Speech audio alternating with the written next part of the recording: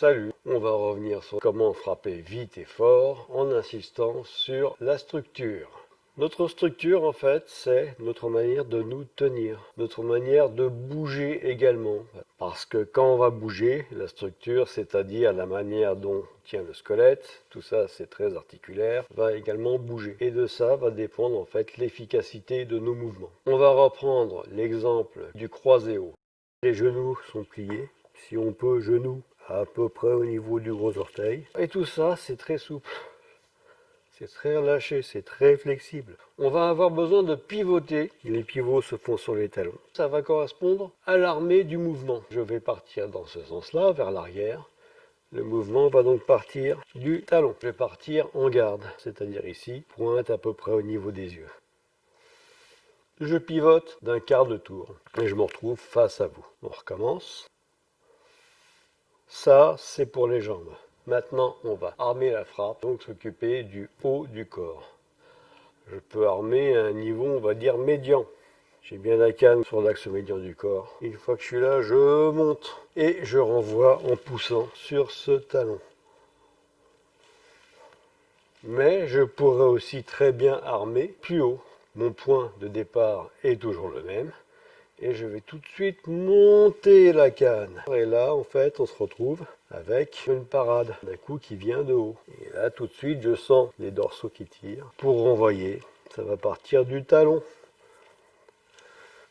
Et cette main, pour l'instant, reste en garde, c'est-à-dire ici au niveau du plexus.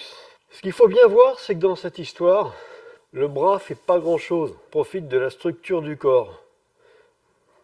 Pour faire passer ma canne sur un mouvement circulaire d'un côté à l'autre, je n'utilise que très peu le bras. Par exemple, je suis ici, bras tendu, et le bras va rester tendu. Rien ne va bouger du bout des doigts à l'épaule. Et mon idée, ça va être d'aller de ce côté-là.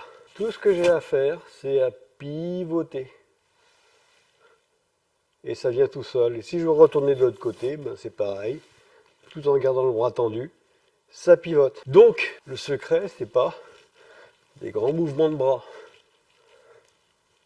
On peut, mais c'est beaucoup moins puissant et c'est beaucoup plus fatigant. Donc il n'y a pas d'intérêt à le faire. Le travail réellement commence à partir du sol. Encore une fois, ici, avec par exemple un armé niveau médium, je monte et je renvoie. D'accord?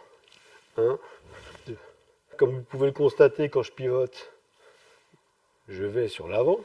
Il y a un petit mouvement de hanche qui est facilité par le fait que ma jambe est fléchie. Je peux donc bien pousser sur l'avant. Et le bras est pour ainsi dire entraîné. En fait, le pivot va me donner la bonne direction et ça va commencer à me donner la puissance. Et une fois que je suis là, le fait d'aller sur l'avant, d'accrocher le sol avec le pied qui va me donner l'impulsion. Donc en fait, les deux jambes vont bien travailler. Je pars d'ici. Pivot avec un blocage niveau moyen. Ça part de là, de cette jambe-là. Et quand je commence à pivoter, le bras pour l'instant n'a pas encore bougé. Il va bouger vraiment tout à la fin quand je pars sur l'avant. Et quand j'ai fini, je reviens en garde. Donc encore une fois, ici, blocage niveau moyen. Je pousse pour avoir l'impulsion. Et une fois que c'est parti, je donne un coup de rein, quoi. En fait, je travaille sur les hanches, histoire d'insuffler ce qu'il faut pour que la canne parte bien devant et de manière vraiment très rapide. La force à la canne, c'est la vitesse et la souplesse. Alors souplesse, pas de panique, il n'y a pas besoin d'arriver à faire le grand écart, mais surtout de ne pas être crispé. À partir du moment où vous comprenez cette mécanique, c'est-à-dire ici, je pivote le bras, etc., vous pouvez commencer à l'utiliser pour les autres mouvements. Bon, par exemple, ici, je vais vous faire une frappe latérale extérieure. Départ, toujours le même. Je viens armer. Armer, toujours pareil. Voyez, on se retrouve sur des protections. Voilà. Et surtout, ce qu'il faut voir, c'est tout le pivot des hanches, avec le pivot des appuis qui va avec. On peut très bien, si nécessaire, reculer un peu la jambe. Ça, c'est pas un problème. Travail des jambes, ici. On commence donc ici. Voilà. Et vous voyez, les pieds ont bien changé d'orientation. Ils étaient là, droit devant, et ils pivotent. Cette posture n'a pas l'air stable ou confortable, mais je vous garantis que ça se tient très très bien. C'est pas un problème du tout. Encore une fois, ici. Voilà.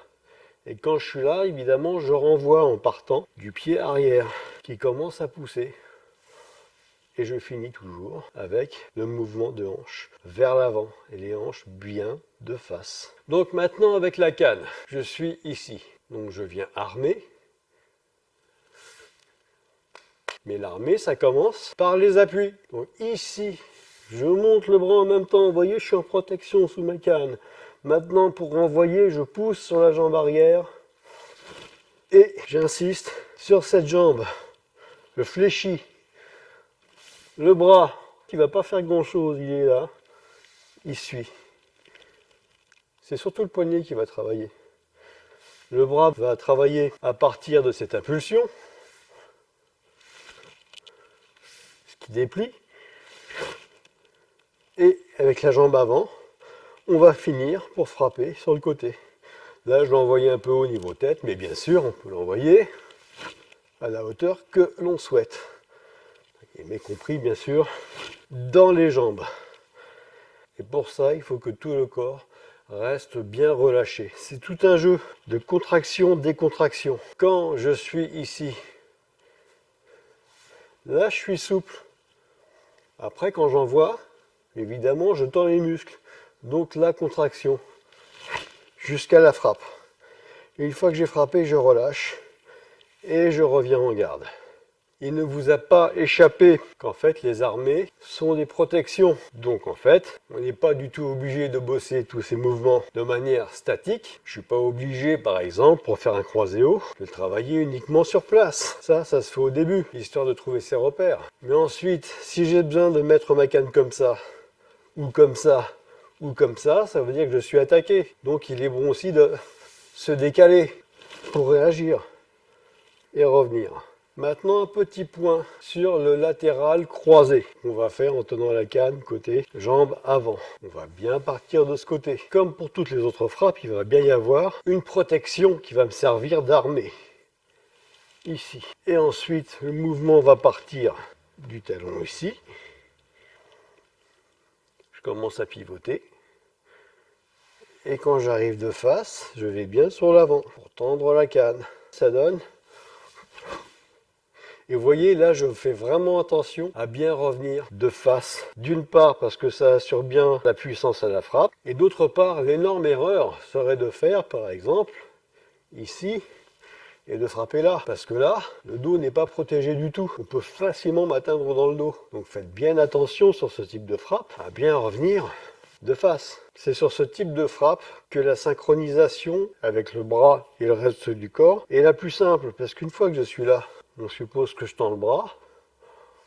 Vous voyez, ça tourne tout seul, sans effort particulier du bras. Donc on va faire un effort particulier du bras. On a vraiment des frappes extrêmement rapides et extrêmement puissantes. Et une fois qu'on est là, pareil, toujours revenir en garde, on ne sait jamais ce qui peut arriver. Je suis vraiment revenu sur les fondamentaux à dessein, simplement parce qu'en un an de pratique, on se rend compte de petits détails et on a envie d'en faire profiter. Et au final, on obtient des choses plus efficaces. Comme pour tous les arts martiaux, tout est important, y compris les plus petits détails. Ce sera tout pour cette semaine. On se retrouve la semaine prochaine. Ciao!